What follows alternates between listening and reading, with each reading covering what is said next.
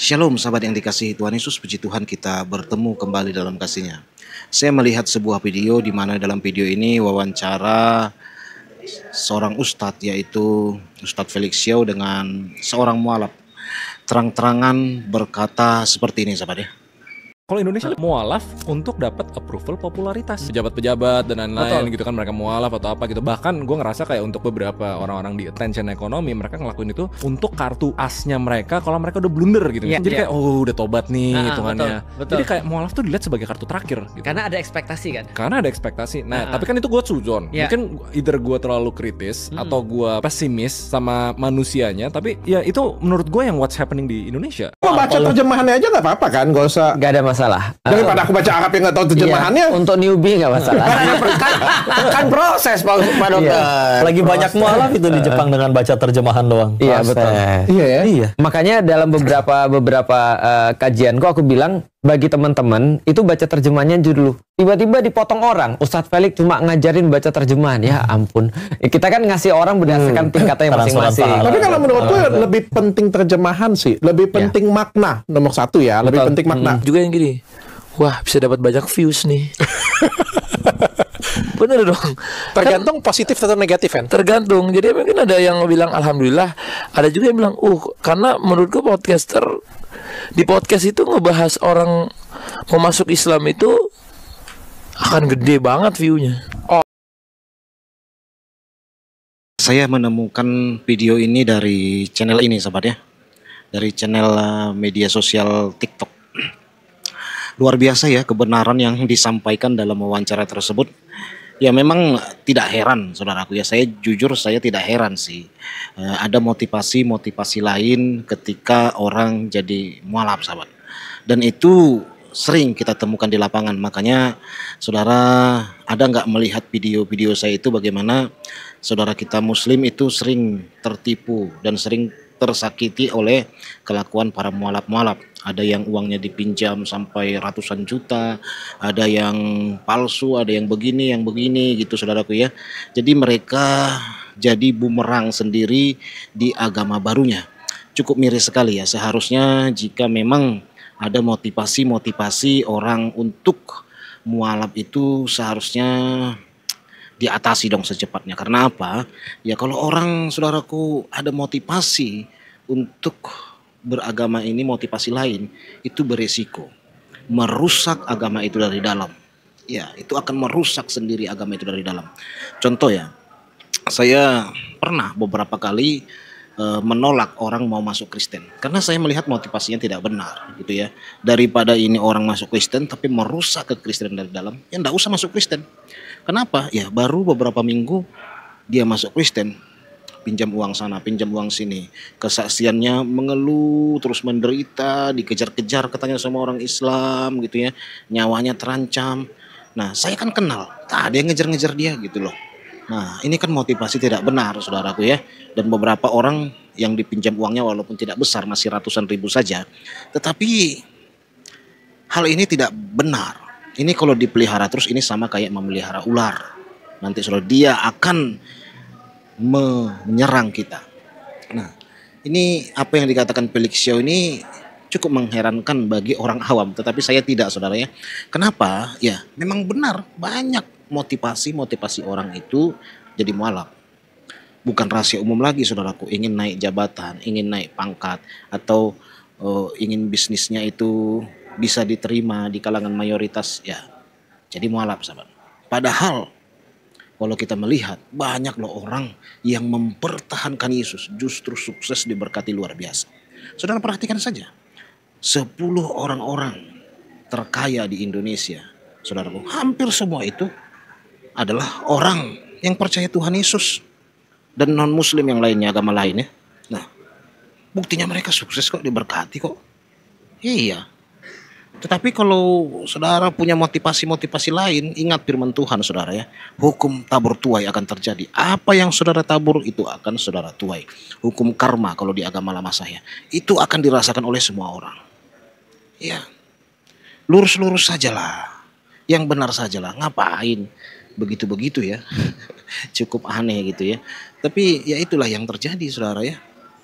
demi subscriber, demi popularitas. Bahkan Hatta Halilintar tadi sampai keceplosan tuh ngomong begitu kan. Kata Hatta Halilintar, ya biasanya kan begitu katanya. Nah,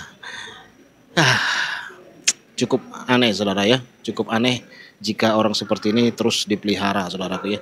Nah kalau di kekristenan orang seperti itu tidak akan dipakai saudara, tidak akan dipakai, dikasih ketegasan. Ya memang seperti saya katakan beberapa kali, kalau benar dapat hidayah, sungguh-sungguh memualaf, sudah pasti saudaraku akan menggali terus agama barunya.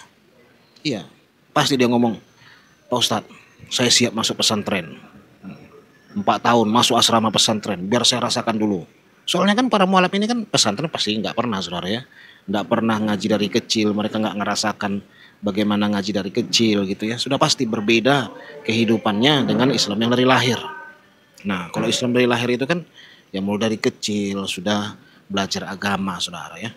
Nah itu makanya kalau orang benar-benar dapat hidayah sudah pasti mau sungguh-sungguh masuk pesantren, ikut jadi musafir gitu loh.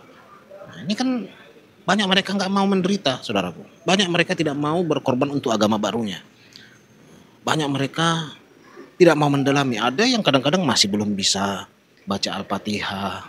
Ada yang tidak mau. Ada yang masih baca terjemahan dalam mengaji, saudaraku. Belum bisa bahasa Arab. Taunya cuma assalamualaikum, taunya cuma bilang alhamdulillah.